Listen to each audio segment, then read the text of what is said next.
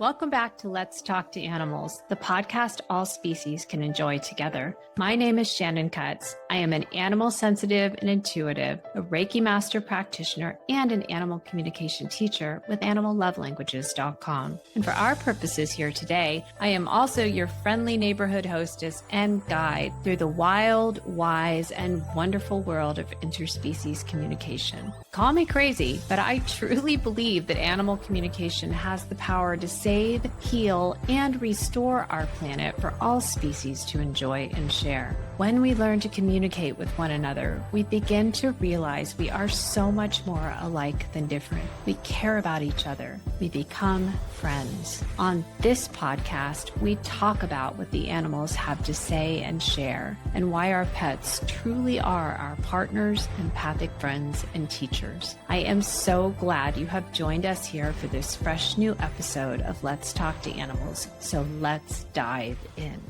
Hi, Shannon here. Welcome back to Let's Talk to Animals, the podcast all species can enjoy together. And today I want to touch on an often overlooked and essential tool that all pet parents need to have in your pet parenting toolkit. And that is the ability to become what I call the calm in your pet's storm. Now, what do I mean by our pets go through stuff in life, right? Life is hard for all of us, regardless of whether we're wearing skin or scales or a shell or feathers or fur. Stuff comes up. We have to do things. We have to take action. Sometimes we have to go to what in our family we call the dreaded VET. Even though our veterinary care team is very kind and caring, it is still a stressful experience. And when we're going through these stressors as an interspecies family, it is vitally important to recognize that every time your pet goes through something, you are also going through something. So my petal is actually going through a health challenge right now. So I'm right in the thick of it as I record this for you. And so I am living this out as I speak these words. As she is going through her health challenge, I am going through it too. Why is this? We human animals, we are a social species. Most of our companion animals also hail from social species, and social species are wired to be naturally empathic in a very particular kind of way, where not only are we caring pet parents and the animals who choose us and bond to us as our pets, our partners, empathic friends, and teachers, we are naturally sharing a resonance anyway through the soul agreements that we share together. We are also empathic first. We care about one another and we take action on that. That is what prompts us to add an animal companion to our family in the first place. And it's what prompts the animals in our lives to say yes to us, to agree to share their lives, to spend their lives with us. But there's also a deeper neurological reason why we are literally sharing any experience that one of us goes through, the other one of us goes through, and that is called polyvagal theory. That is a fancy term that describes how our nervous systems have evolved across millennia, both within our own social species and between social species, to do what is called syncing. Yes, just like our electronic devices sync with one another to share data, share updates, to make sure everybody's on the same page. Our nervous system, our biology evolved to do the same exact thing. So when your pet is stressed, you are stressed. You are stressed, your pet is stressed. Now imagine that both of you are stressed. You're imagining going to the vet and how your pet might be feeling and how your pet is feeling because you're syncing your nervous systems back and forth. Meanwhile, your pet is getting distress messages from your nervous system that something's wrong because you're in a stress state. So what that creates is what I have come to call a feedback, where you are literally sharing anxiety or stress or anger or frustration or overwhelm or grief or sadness or confusion or whatever. You are sharing it back and forth. And it's almost like playing a game of catch. Hey, who has the stress ball right now? Oh, you have it. You don't want it. You're going to throw it back to me. And so we have to recognize that when we're feeling for two, we're both feeling for two, then that also doubles the impact, the emotional impact, the mental overwhelm, and the physical shutdown can occur.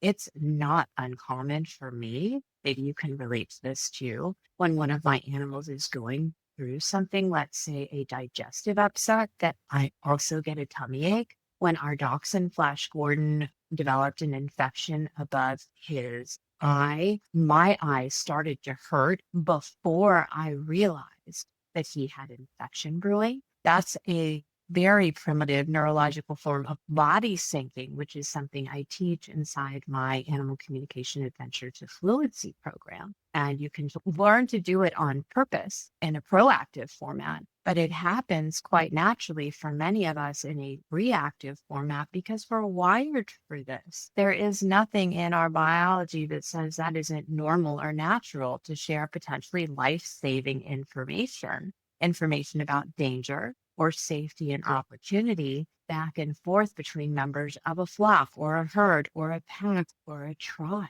So we have to recognize going into any kind of a storm situation, anything that our pet is going through, we have to recognize that how we show up, how you and I show up as pet parents, and the personal power that we have to take personal responsibility for how we're handling it is definitely, absolutely, and undeniably going to impact how our pet handles it. It will also impact the kinds of messages that we're sending our pets emotionally in terms of the possible outcome. What is the worst case versus the best case prognosis for today's dreaded VET activity? We're going to the bed. How's mom? How's dad feeling about it? Well, that translates as an emotional message to your pet about how this is likely to go. And fortunately or unfortunately, our bread is buttered on the side of forecasting the worst case scenario. If we plan for disaster, we have a better chance of surviving it. So our neurology, our sympathetic nervous system, it's always over there tapping its little foot going, is there something I need to get worried about? Is there something I need to get nervous about? Is there to react to? What can I do? Is there anything I can do? Like the overgiver on steroids, like, how can I help you survive? I really, really, really, really, really want to help you. And that translates to our pet as there's something really, really, really, really dangerous that is unfolding here. And it appears to concern me. So we have to start right at the beginning doing something I call beginning with the end in mind. And I'm going to walk you through the process that I am developing for myself. I've had several pets in my family recently who have been going through health challenges, and not just those little light challenges where it's over in a day or few, but things that take a look down the timeline into months or years, possibly lifetime management. I know many of you as listeners, as pet parents, you are facing similar situations. I talk with your pets every week, and I hear about situations that you're facing where maybe even the ultimate prognosis is unavoidable. Death comes for all of us at some point in time. And I know that some of you right now, as you're listening, are looking down the timeline with your pet and recognizing that we're dealing with comfort care, we're dealing with palliative care. Maybe you're working in an active hospice or setting, or you're working with a death doula,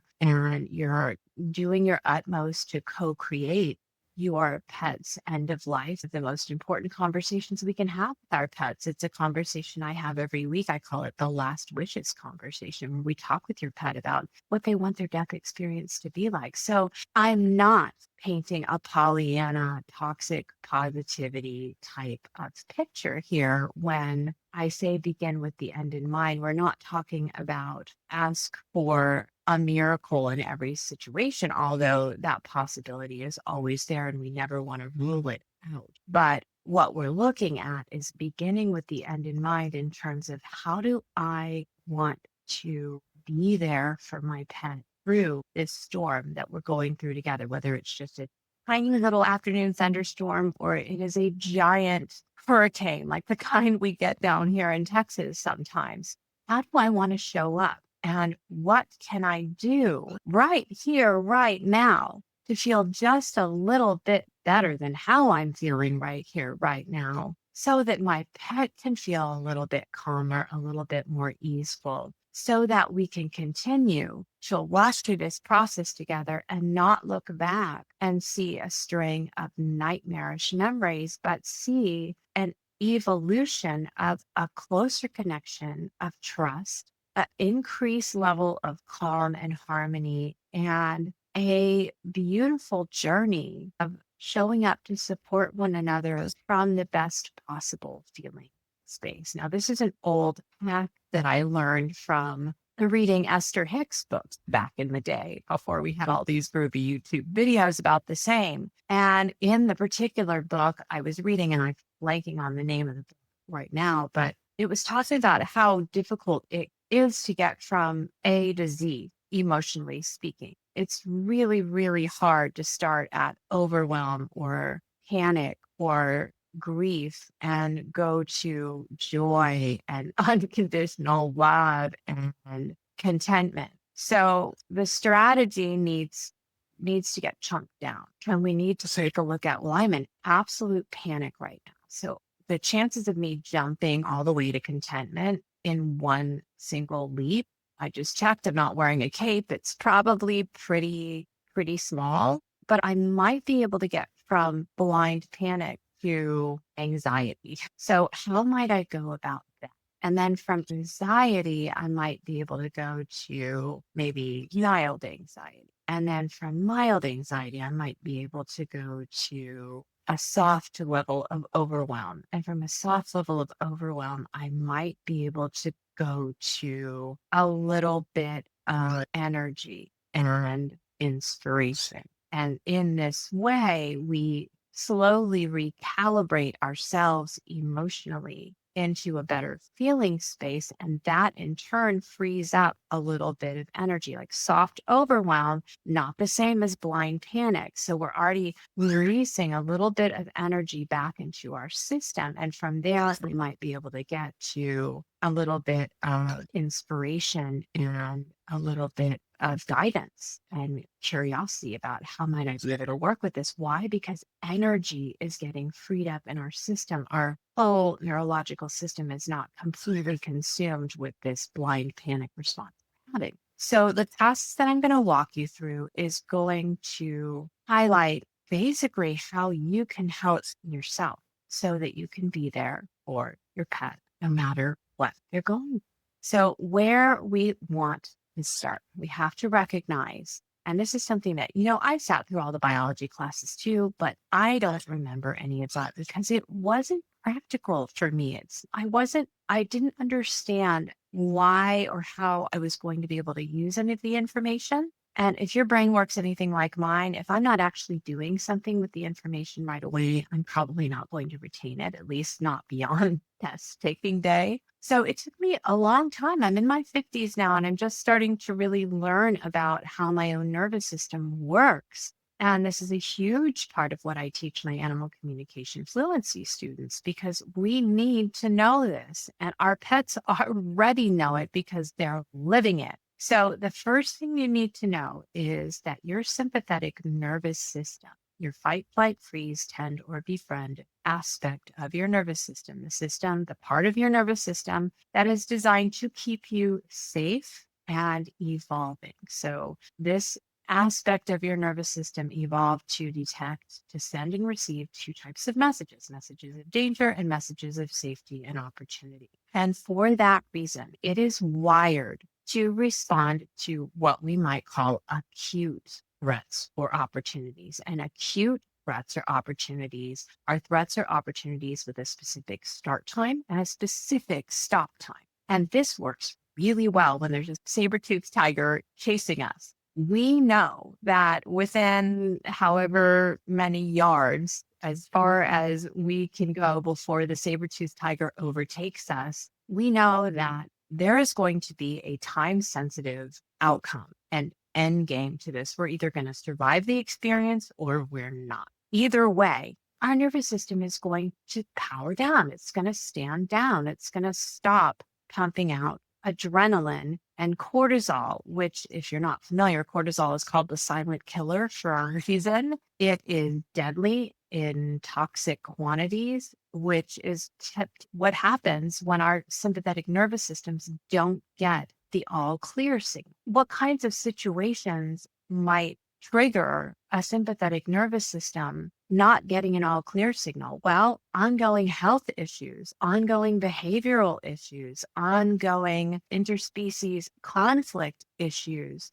ongoing family change issues, such as a move or business trips or a partner leaving or a new partner coming into the family or a new baby. These kinds of situations don't have a clear end date. They don't have a resolution that our nervous system can latch onto and go, oh, it's time for my break. I'm not needed right now. Threat is done. Opportunity is realized. We're on to the next thing. So we get stuck in overwhelm or panic or anxiety or depression or frustration or confusion or anger or grief or whatever it is. And because we're stuck in it, our sympathetic nervous system continues to pump out the adrenaline and the cortisol, and it continues broadcasting the stress signals, the distress signals, the danger, warning, warning. We are not safe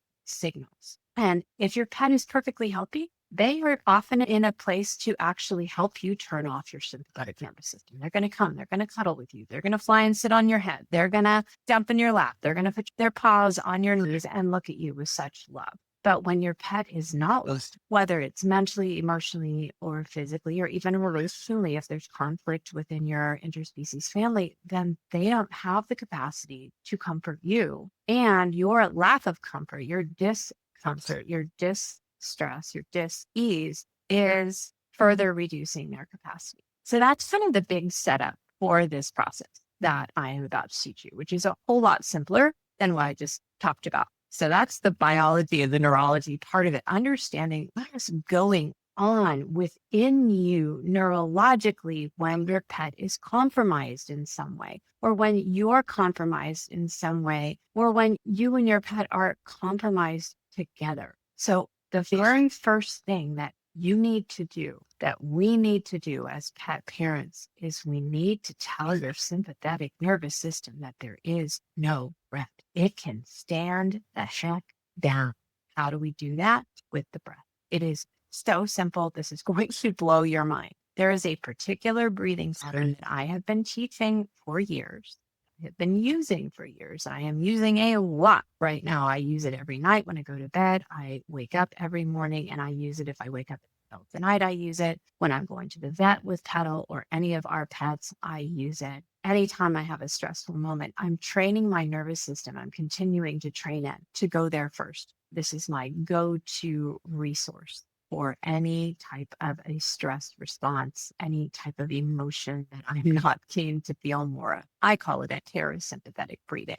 And there's several different ways that you can do this. There are some really cool breath techniques that I have packaged up for you in a free tool called Breathwork for Better Animal Communication. I'll link that tool up in the show notes for this episode. There's Dr. Andrew Weil's 478 breathing, which has been in my toolkit for years. There's Faust breathing. There is breath of fire. There's lion's breath. There's all kinds of different breath practices. And the end game for these breath practices is basically the same, but the breath practice that I teach, parasympathetic breathing, is the simplest of all of these. You do not have to remember any numbers or any sequences. You don't need any special instructions to do it. You just need to remember one thing: extend your exhalation past the length of your inhalation. Now, I'm going to give you the whole practice the way that I do it. For those of you who are in a quiet, calm space with your pet right now and you want to start practicing this breath technique perfectly, this next set of instructions will be for you. But if you're in a distressed state with your pet right now, all you need to remember is when you take a deep in-breath, you want to extend your exhale beyond the length of your inhale. And there's a very specific reason for this, because no one ever in the history of history has ever stopped to extend their exhalation when they are running away from a saber-toothed tiger. Ever. So the moment you extend your exhalation, you send your sympathetic nervous system a message that you are safe. There is no urgent threat. There is none. It will never happen. Can you imagine? Can you picture yourself? You're in the woods. You see a saber-toothed tiger come bearing down on you, and you think, I'm going to stop and extend my exhale. No, you are not.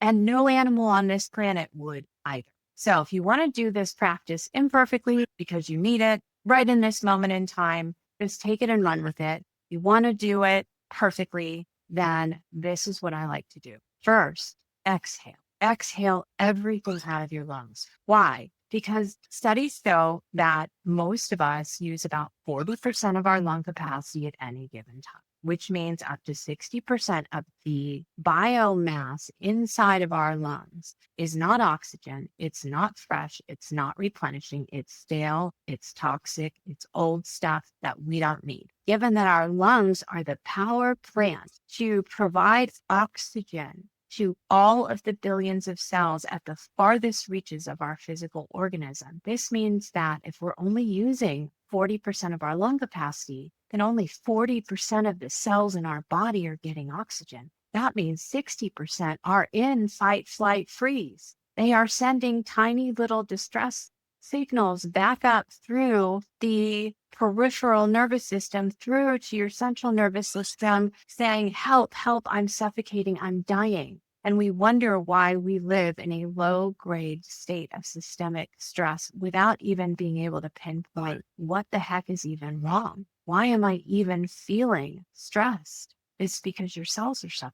So first, we need to free up lung capacity. We need to exhale and get all of that stale, stuck stuff out of our lungs. Next step, breathe in fully. Breathe like you're breathing up from the center of Mother Earth through the soles of your feet, up your calves, which are the second heart. Did you know that the calves are known as the second heart because of how vitally important they are for your circulation? Breathe up through your calves, up through your thighs, up through your abdomen, up into your lungs, and all the way up out the crown of your head. Breathe like this is the best breath you've ever taken and the last breath you're ever going to get to take in your life. Breathe fully and pause for just a beat or two.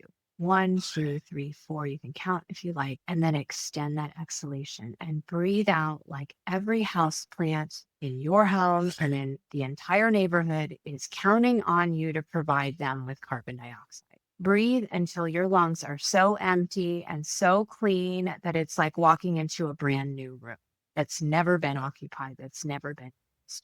Breathe out, breathe out, breathe out. A lot of times when I'm really stressed, I find that it helps to purse my lips and pretend that I'm breathing out through a straw. And that really disciplines me to get every little last morsel of stale, toxic stuff out of my lungs and to keep that extended exhale going. And when you're done with that, do it 2 more times. You don't have to exhale first this time. You just did it. So just take another deep in breath and really invite your body to move. Feel your rib cage move. Remind your diaphragm what its job description is and breathe fully. And do it, quickly enough so that you have some space to play with to extend your exhalation. And extend that exhalation until you feel that peace where there's literally nothing left within you. And then do it again and breathe in fully. Pause for a moment at the top and then extend your exhale. And if you've been doing it with me, you're probably noticing, like I am, as I've been doing it with you,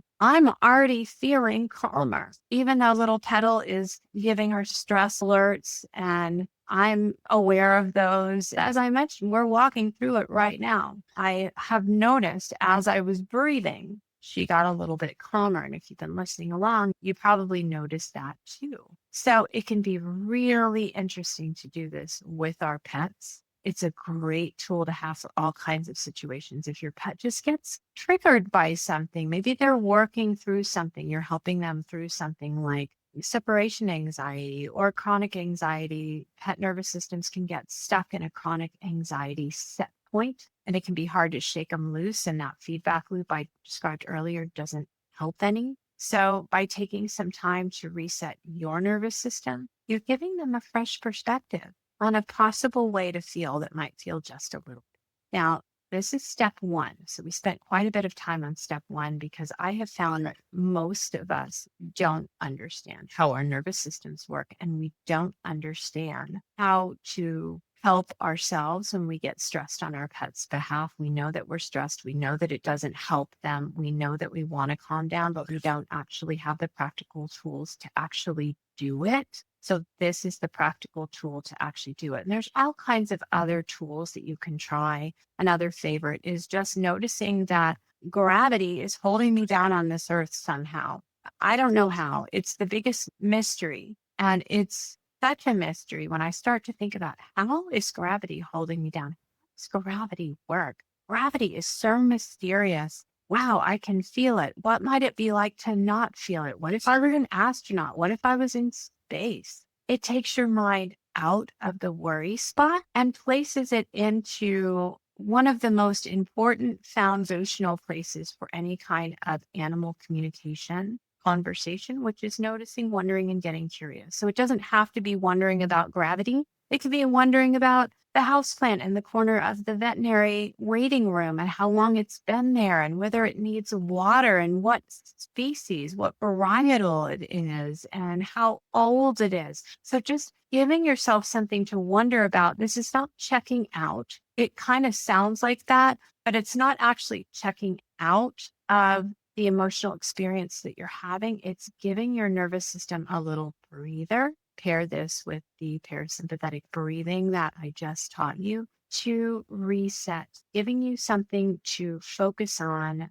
that feels safe, something completely non-threatening, completely neutral, interesting. You can even wrap your pet into this and notice that gravity is holding them down too. And somehow you're both anchored on this little spot here on Mother Earth together. And isn't that remarkable? Just giving yourself wrapping your pet into, if you're contemplating the house plant and just looking at it and just thinking, I wonder what my pet thinks when he or she looks at that. I wonder, does she want to eat it? What does she smell? I wonder if this house plant has a smell that only he or she can detect. And just giving yourself a little break from shared stress over whatever your pet is going through into shared curiosity, having a different kind of experience together while you're in the waiting room, while you're in the exam room, while you're in the training class, while you are preparing to leave and you're worried that your pet is going to erupt into separation anxiety, to take your awareness into a different space and then to share it with them. This is a very, very primitive form of animal communication, believe it or not. And you can take them into a space. Have you ever been having a crappy day and then you got on the phone with someone or you just bumped into somebody who was so cheerful and having such a great day, and talking with them, you just felt a little better? So it's the same basic principle. So these are just some easy, low stress ways to get yourself unstuck, to send your nervous system a stand down, all clear message, to give yourself a breather, a little bit of extra energy freed up to do what we're going to do next, which is to set your intention. And I realize setting intentions, that is kind of a cliche these days. It's something that it feels like everybody is coming out of the woodwork telling us we need to set intentions for everything. And yet there's a reason for that, because when we set our intention, we tell our attention where to go. And there is a specific part of your brain called the reticular activating system. It's buddies with your limbic system, which is the part of the brain that deals with emotion processing. And the reticular activating system's job is to show you only what you tell it you're interested in. So it's like a little bot in your brain. Most of us have no idea that it's there. We don't realize we can train it to show us more of what we want to see, what's beneficial, and less of what we don't want to see that is detrimental to us. And when you set an intention, you're basically training your little bot, your RAS bot, to give you more of what you tell it you want to see, and less of what you tell it you don't want to see. So setting intention, it's focusing your attention. And by focusing your attention, you're making a decision. And the root word of decision basically translates to mean to cut off all other options. So when you set an intention to focus your attention in a certain direction by making a decision about something, you're telling your reticular activating system, this is high priority. This is really important. I want more of this and I want it.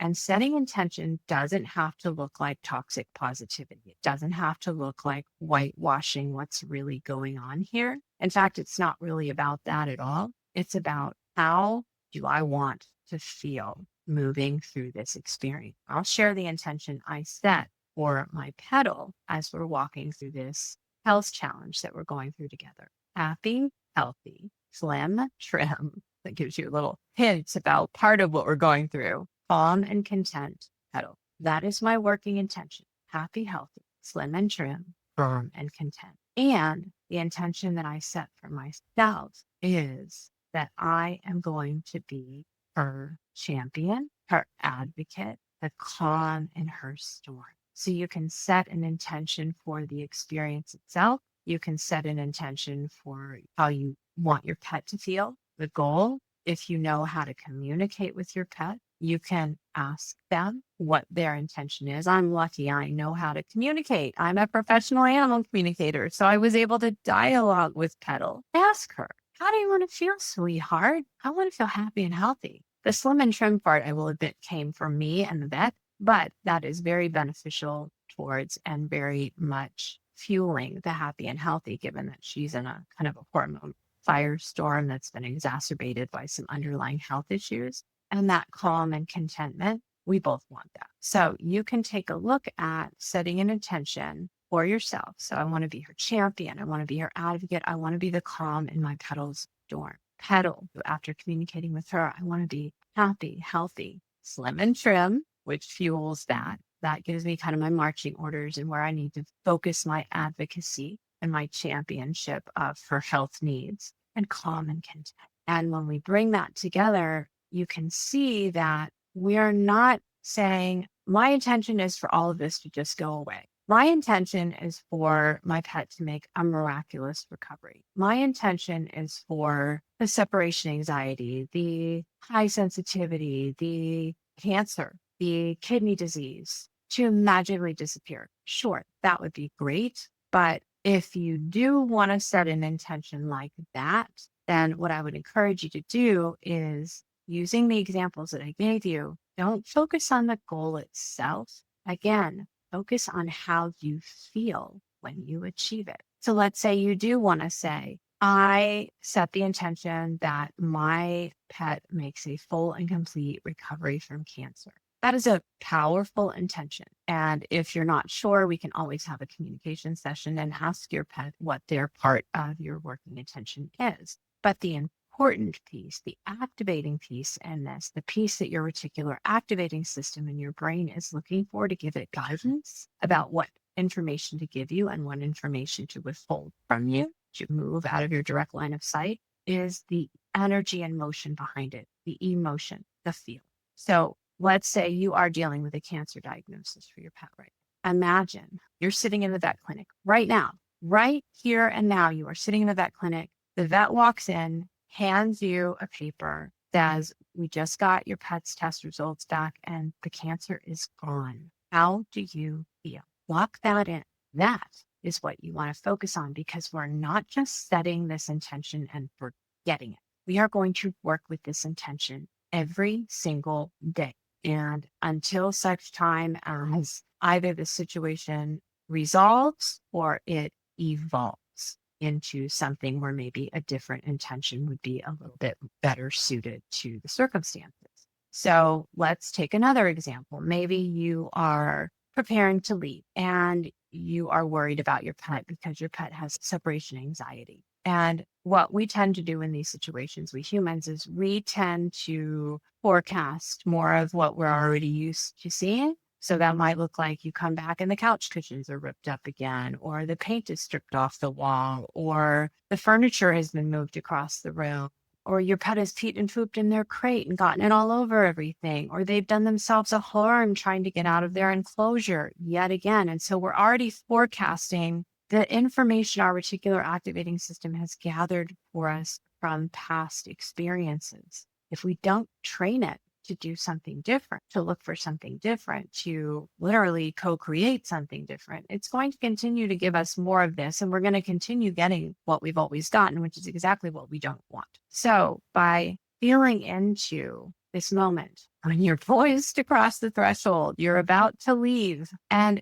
instead of forecasting the same dim, gloom, and disaster that you're accustomed to seeing when you get back home, you work with your intention and you think, my intention is to be the calm in my pet's storm so that he or she feels connected to me, whether we're physically together or not, and knows that they are safe, that they are cared for, that they are in their forever home, and that they are loved and they can be calm whether I am here with them physically or not. Again, the key is not the words, it's the emotions that we feel. Imagine with me for a moment, if you've got a pet who has any kind of anxiety issue around you being there or you being absent. Imagine you are walking back through the door. You have come home from your errand or your work day, or you're outing with your friend, or dropping off your kids, or whatever you were doing. And you walk in and all is peaceful and calm in your home. The furniture is exactly where you left it. The couch cushions look exactly the way that they looked when you left. Your pet is calm in their enclosure or in their area.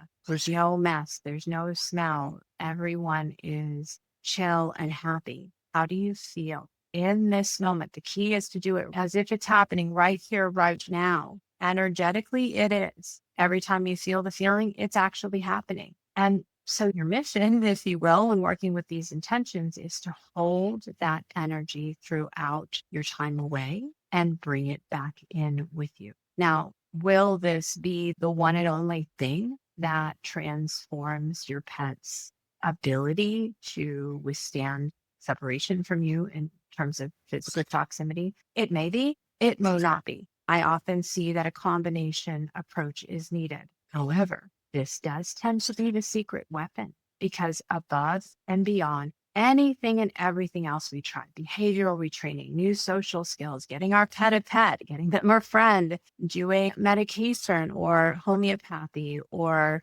holistic therapies or body work or animal communication to find out what your pet wants and needs. This tends to be the area that we don't look at. And over and above anything else that you offer, your pet's looking to you to determine whether it's safe or not. And if you're broadcasting messages that you're expecting more of the same behavior and your emotions are a match, that dread, that doom and gloom, that disappointment, that frustration, that hopelessness, that overwhelm, that depression, those thoughts of rehoming, guess what message your pet is picking up from you? So shifting your energy is often that one thing that we can do that kind of puts us over the top. It's the one missing piece in the puzzle that completes the picture that we have been so patiently and diligently and persistently painting for our pets with our pet. So that's the second piece, is to set your intention and to work with it. Now, the third piece in this particular puzzle is about stepping into your personal power. And this is what I teach when I teach the Intuitive Development for Pet Parents workshop, the free training that I do every other month or so. I teach personal pet parent empowerment through intuition. And it really is about becoming your pet's champion, becoming your pet's advocate through a specific kind of listening that listens beyond the guidance given or the take-home instructions or the medication prescriptions or whatever it is, to the next steps or the big picture outcome. So here's a good example. I was at the vet with my pet a couple weeks ago, and one of the veterinarians there, and this is a world-class avian and exotics vet, so I deeply respect the staff there. I have visited them for years with various members of my pet family, but this particular vet, young, new, and he casually says, I think we might need to do a CT scan. Petal is like, she's like 100 grams. Like, I was really CT scan. That's very interesting. I was feeling pretty desperate, but instead of saying yes to for a bird, very invasive, very expensive test, I asked a critical question because I've trained myself to do this. First of all, what information could that give us about Petal's condition that might point us in a different direction or look under a rock we haven't looked under before? And two, based on whatever information we can get from it, what will we be able to do with it? And just by staying calm and centered and present enough to listen to what is really being said and to listen objectively, openly, with curiosity, noticing, wondering, getting curious. Those tools never go out of fashion. Also with an eye towards what's the end game here. So this is where we do kind of want to go to the end game rather than, well, here's the diagnosis, here's the medication. Well, how will that medication help? And what are the signs that I can look for to know whether it's working or not? And what are the risk factors? And most importantly, especially if you're having even the slightest twinges of doubt, what are the alternatives? Is there anything else that we could also try?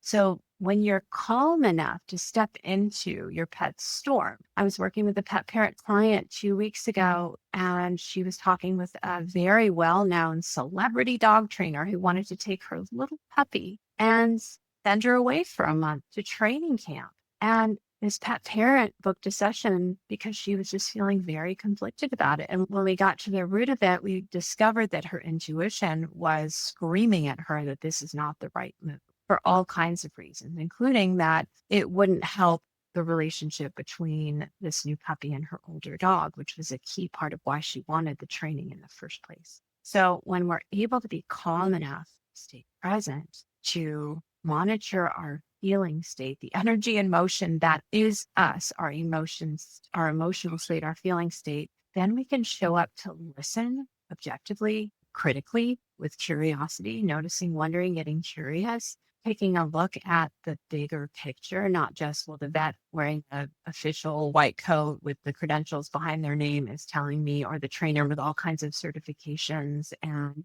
testimonials from celebrities is telling me to listen for our personal pet and to listen for our emotional reaction to what's being presented and to listen for what do I need to shift into a better feeling emotional state about what's being offered to my pet. Then we can serve as the champion and advocate that we can be, that we're being asked to be, that our pet is counting on us to be. So listening, really listening, not just to the advice being given like it's a teacher giving us the topics on next week's quiz that we just need to memorize and regurgitate, but listening from the perspective of what we're discussing right now has the potential to transform my pet's life. The question is, what kind of transformation are we looking at? And is it the kind of transformation that we are aiming for? So the next piece of this process is to give yourself time. That might be a little uncomfortable.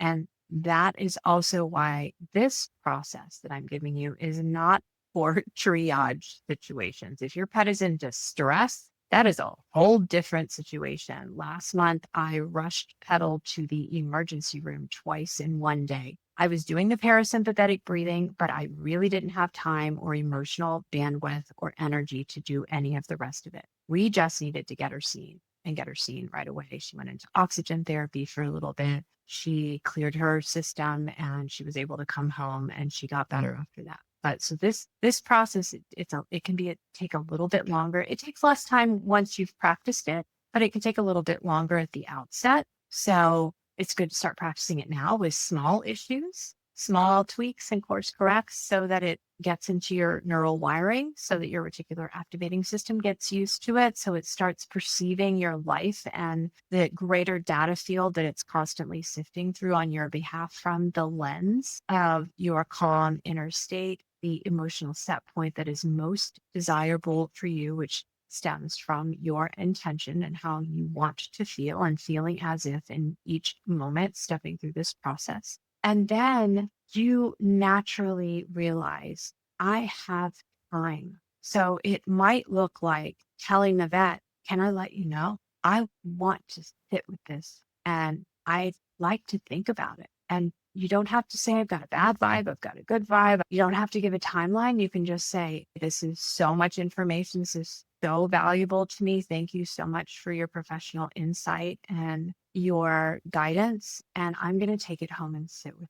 And you might discover as you're sitting with it that little emotional thread that you were a little too overwhelmed by the interaction with the vet or the trainer or at the dog park or at the boarding or the kennel or at home, you might just need to take a step back and say, I just need to sit with this for a minute and figure out, is there anything about this picture that doesn't land, that doesn't feel 100% like an authentic fit for my pet? We don't give ourselves time. We don't give ourselves space. We don't give ourselves any kindness. We push ourselves. If you're anything like me, I tend to get kind of mad at myself when my pet is going through something, and I tend to kind of turn on myself and say to myself, you missed something. What did you do wrong? Why are they suffering? You may not do that. You may project that outward. You may have a different way of working with yourself. Maybe you're really kind to yourself, in which case just keep doing that. That's probably going to work better than anything else. But if you have any tendency at all to lapse into guilt, into shame, into overwhelm, into self-criticism, into running around asking everybody else what you should be doing or feeling or thinking or how you should be proceeding through whatever the situation is, then this is the tool you need the most. Permission to not act, to spend some time with it, and to work with an intention to ask for clarity and to notice how calm and wonderful you feel when that clarity arrives, and to do your best to stay in that state. This is what I'm seeking. I'm seeking calm and clarity. I'm seeking calm and clarity. I'm seeking calm and clarity. Then whatever will bring you calm and clarity will naturally attract itself to you. And you might just stumble into a feed on social media or run across somebody you haven't seen in a while and get to chatting and something pops out and you realize, oh my goodness, I didn't know there was a holistic practitioner that was right down the street from me. I didn't know that there was this other alternative to this medication. I didn't know that there was this new trainer who just came to town who is really doing a great job with new puppies. So when we stay in that congruence emotionally with how we want to be feeling and feel as if right now, by giving ourselves the space and time to be in that not knowing, then often the solutions present themselves because they are already being magnetized through us to the power of the energy and motion within us. And this is where we have to look back at our biology again and recognize your heart is a giant magnet and your brain is an electrical processing plant. So you are a giant ball of electromagnetic energy. And when you work with that, you have all of the electric power you need and all of the magnetizing properties that you need to draw to you the experience that you want to have parenting your pet, caring for your pet, co-creating life with your pet. So giving yourself space and time, recognizing that and I don't know is a valid place to spend more time noticing, wondering, and getting curious. It is not a sign that you need to go run around and ask somebody else. It is not a sign that you're an incompetent pet parent. This is something I've struggled with in the past. It is not a sign that your intuition is broken and you will never find the solution for your pet and you just need to do whatever somebody else tells you to do. It is a sign that there's more to be revealed. So spend some time here. Don't run away from it as something scary or something that means that there's some kind of a lack in you or an incompetency in you, but it is actually a signal to go deeper, to ask yourself with great kindness, what do I need here? What would shift my feeling state and how can I go about getting it? And last but not least, and this is the most important part from my perspective as an animal intuitive, it's don't carry the burden of your pet's care all by yourself. Give your pet a say. Give your pet a voice in their own care.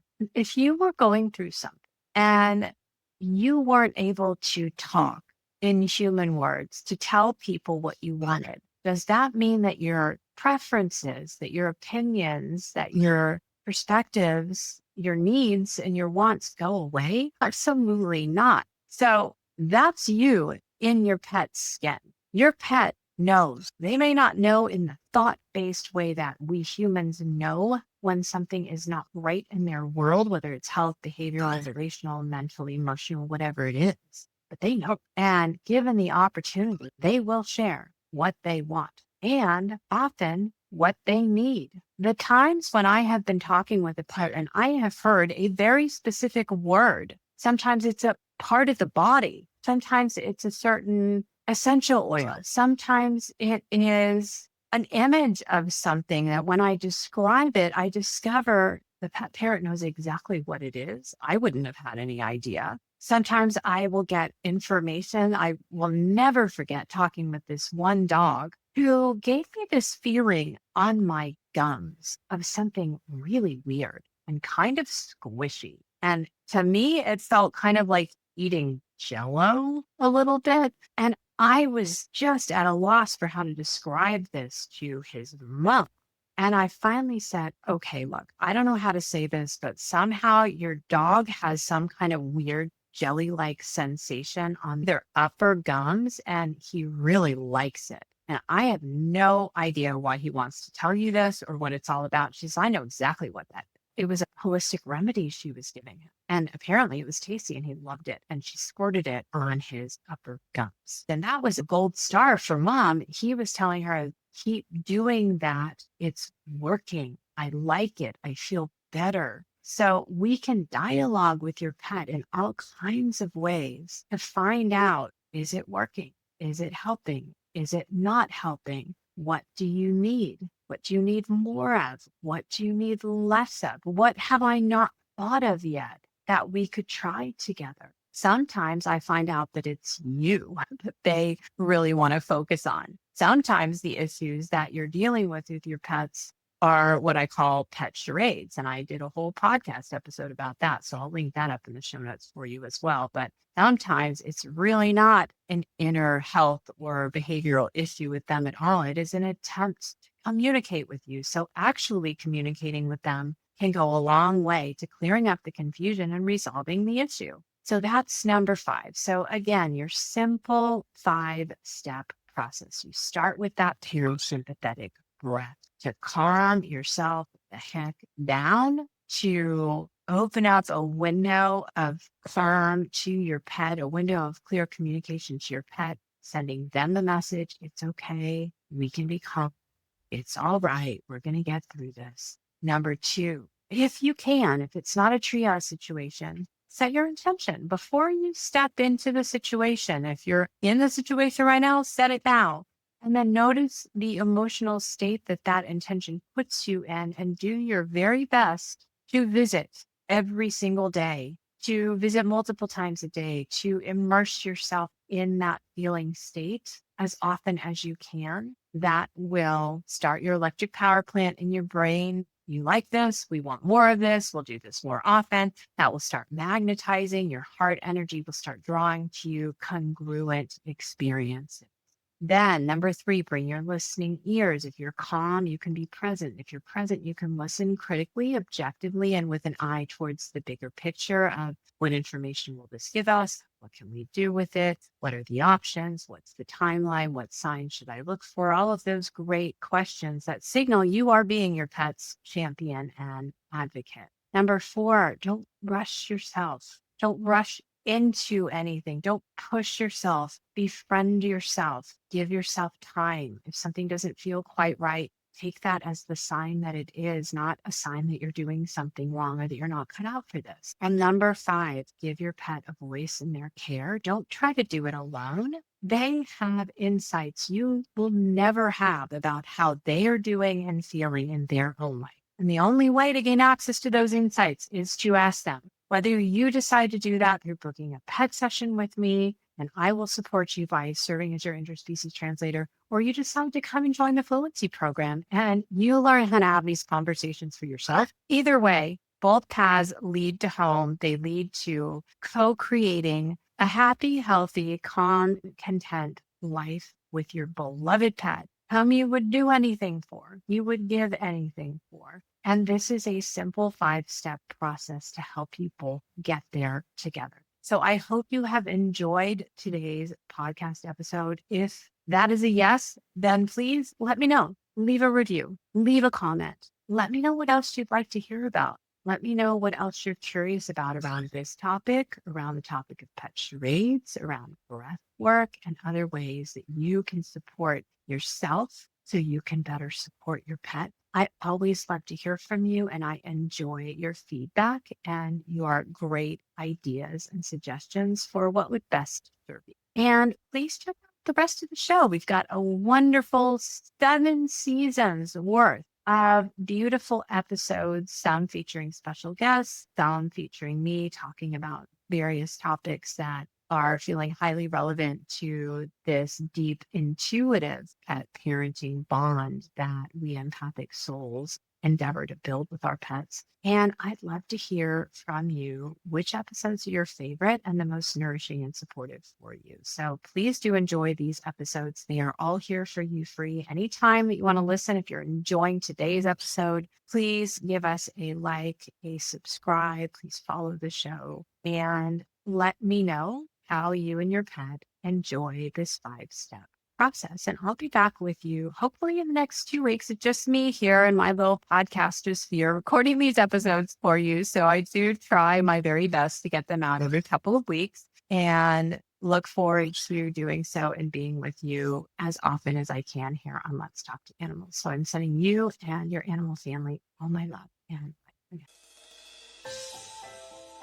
I have so enjoyed sharing this episode with you. If you're new to the Let's Talk to Animals community and you've enjoyed this episode, please do leave us a review on your favorite streaming service or drop a comment wherever you like to listen. I love to hear from you, and your feedback truly helps me shape future episodes based on your interests and needs. If you're not already in my weekly Love Letters community, head over to animallovelanguages.com to opt in. Your welcome email will include $25 off your first pet session with me, and you'll be the first to know when a new podcast episode drops. If you're interested in learning more about the work I do communicating with animals, offering pet Reiki, and teaching animal communication, please visit me at animallovelanguages.com. Click on Schedule for Pet Sessions and Programs for all the information about my new Animal Communication Adventure to Mastery student program and the live animal communication practice circle I run for student practitioners. And I look forward to welcoming you back here very soon for a fresh new episode of Let's Talk to Animals. Okay, all my love. Bye for now.